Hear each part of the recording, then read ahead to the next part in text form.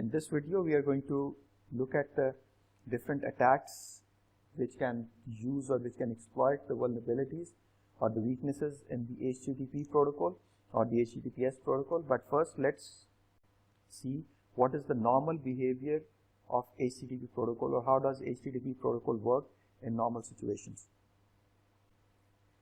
As you can see, that a normal HTTP traffic exchange or message exchange between a client and a web server starts off with a TCP three-way handshake, where the client sends a SYN message, the web server responds with a SYN ACK message, then ACK message from the client to the server, and the TCP three-way handshake is completed and a connection has been established. Then the client will send an HTTP request. There can be different types of HTTP requests. So for example, the client sends a GET request, the server responds with an 200 OK message and the associated data. The client sends the next GET request, then the next set of data comes in, and this way the data transmission or data exchange takes place between the client and the server. At the end, when all the communication or all the data exchange has happened, the client sends a FIN message, the server responds with a FIN ACK message, and then the first server sends its own FIN message and the client responds with a FIN ACK message. So in this way, the client and the server have exchanged traffic with each other and a normal HTTP session has ended.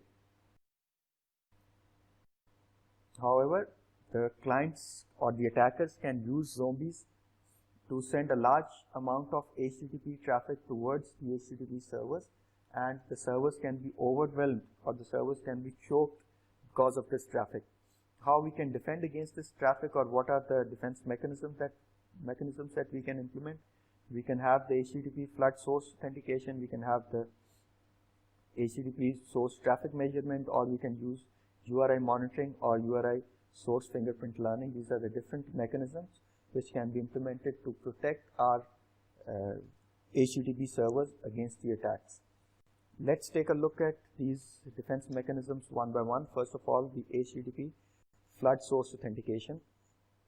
In this case, if we are receiving a large amount of traffic from a certain source, or a certain source is trying to flood an HTTP server, we can protect against them using one of these mechanisms. Either we can use the basic mode defense, or we also call this meta refresh, or we can use the advanced mode protection where we use verification codes, or we can use CO2 redirection mode, which can be used in a specific situation. First, let's take a look at the basic mode. In basic mode, this is kind of a redirection in which this is the server we want to protect, and this is the firewall which is protecting this server. So if the firewall receives an HTTP request for search1.huawei.com, the firewall is going to send a redirect message to this attacker or client, and it says that please visit search2.huawei.com. Instead of search1.huawei.com, please visit search2.huawei.com. Normally, ordinary attackers or ordinary attack codes, they cannot read the responses coming in or cannot read the redirect messages, and they will not respond to this redirect message. This means that the Huawei firewall will know that this is an attack source and is going to block traffic coming from this attack source and add this attack source to add the IP address to the blacklist.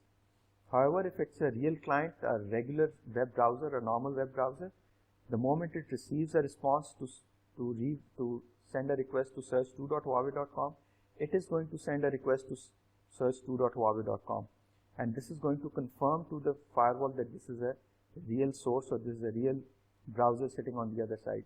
Then it is going to send another message saying that please visit search1.huawei.com, and the client is going to send a request for search1.huawei.com, which the firewall is going to allow to go through towards the target server. And this way, the source has been authenticated and the source IP address is going to be added to the whitelist. However, in certain cases, the attackers use more sophisticated attack programs which can actually resemble a browser more closely. So in that case, if they receive a request for visiting search2.huawei.com or visiting an alternate URI or URL, they can actually send a request for that URI, and thus they can bypass the basic defense mechanism implemented on the firewall. In this case, what we can do is that we can implement or send a verification code, or the firewall can send a verification code against which the user has to enter the code manually. This is kind of a CAPTCHA code which the user will have to enter manually, and once that code has been verified, this means that the source of the traffic has been authenticated by the firewall, and then the subsequent requests coming from the source towards the firewall, they can be forwarded directly to the firewall. However, be careful using this, because this needs manual intervention. This should only be used for protecting certain specific URIs or certain specific servers in our network, because this is going to compromise the user experience having to enter the verification code. Another redirection mechanism that we can use is called the 302 redirection mechanism.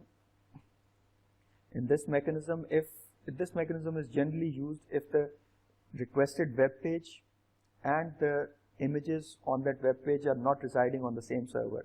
This can result in a more complicated situation, and in that case, we can enable, or we'll have to enable 302 redirection on the target server. And 302 redirection is going to cache not only the attack on the original web page, but also the attack on the components or the embedded resources on the web page, such as images which are residing on a different server. The next defense mechanism that we can implement is what we call the URI monitoring, the HTTP source traffic measurement mechanism. The HTTP source traffic measurement mechanism is actually going to look at the rate at which the packets are being sent from a specific source towards a specific server or towards a specific URI. If a source IP address is trying to send a lot of traffic, and the server checks that this traffic is exceeding a specific threshold, then the server can actually know, or the firewall will actually know that this traffic is coming from a source which is an attacker, and the firewall can actually limit the traffic or can actually add the source to the blacklist. The URI monitoring mechanism, in this case, we can monitor the URI, and we can see that if the attacker or if some source IP address is trying to access a specific URI again and again, and if that access request exceeds a certain threshold, this once again means that the attacker is trying to slow down the server by accessing a specific URI, and probably that URI is using or is accessing the database resources as well. So this means that the server is under attack, or a specific URI on the server is under attack, and the firewall needs to defend against that URI. So when we configure URI monitoring, just be careful that you add the most vulnerable URI which consume much memory or computing resources to the closely monitored URI list, so that you don't configure URI monitoring for every URI on the server. Just monitor the URIs which are most vulnerable to the attacks. And then we can also implement or configure URI source fingerprint learning, which can look at the traffic that is coming in from a specific source. It can look at the contents of the traffic, and if it generates, or if it has developed a certain signature or certain fingerprint for the attack, and if the traffic matches that fingerprint, this means that this is attack traffic, and the firewall can block that traffic based on the fingerprint matching mechanism.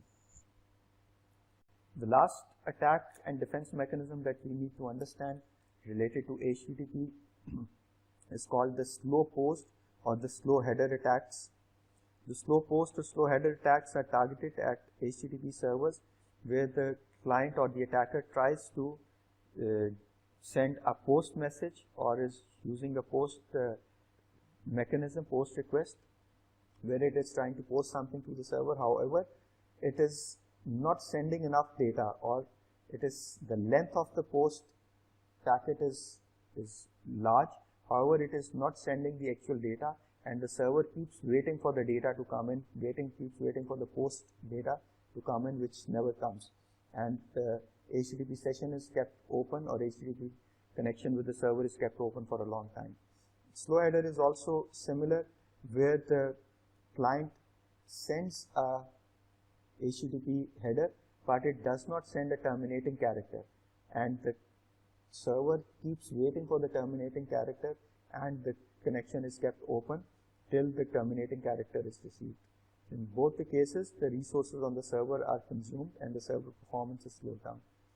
And we can implement this slow post and slow header defense mechanism, and as soon as these types of attacks are detected, the firewall is going to block the source IP address, and it is going to add this IP address to the blacklist so that no further traffic from this source IP address is allowed to enter the network. Now that we've covered the HTTP attacks and defense mechanisms, in the next couple of videos, we are going to look at the typical network attacks or the typical traffic attacks, what we call the distributed denial of service attacks, and we'll see how we can defend against those attacks.